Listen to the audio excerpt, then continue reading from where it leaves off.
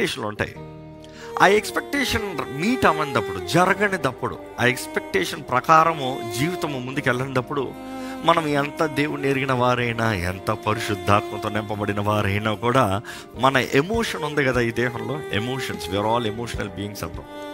అంటే మనలో ఎమోషన్స్ ఉన్నాయి. ఆ భావ ఉద్రేకాలు గాయపరచబడినప్పుడు, ఆ భావ ఉద్రేకాలు మనలో డిస్టర్బ్ అయినప్పుడు, వారు పాలన చేస్తారన్నప్పుడు వారు దానికి ఆపోజిట్గా జీవించినప్పుడు, వారు మనల్ని అర్థం చేసుకుంటారే అనుకునేటప్పుడు వారు అర్థం చేసుకునే పరిస్థితులు మనం ఏమవుతామంటే వెంటనే అభ్యంతరపడతాం, అఫెండ్ అయిపోతాం.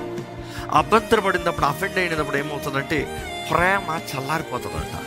ప్రకటన గ్రంథంలో చూస్తాం, మొదటి ప్రేమ నీలో లేదు, మొదటి ప్రేమకి తిరిగి రా. నీలో ఒక్కటి తక్కువైంది, నీ క్రియలు బాగున్నాయి, నీ ఫార్మాలిటీస్ బాగున్నాయి, ఇంకో మాట చెప్పాలంటే నీ రెస్పాన్సిబిలిటీస్ బాగానే ఉన్నాయి, నువ్వు చేయాల్సింది చేస్తున్నావు, నువ్వు చేయాల్సిన బాధ్యతలన్నీ చేస్తున్నావు, నీ పాత్రలన్నీ బాగానే ఉన్నాయి, కానీ నీలో ఒక్కటి తక్కువ ఉంది.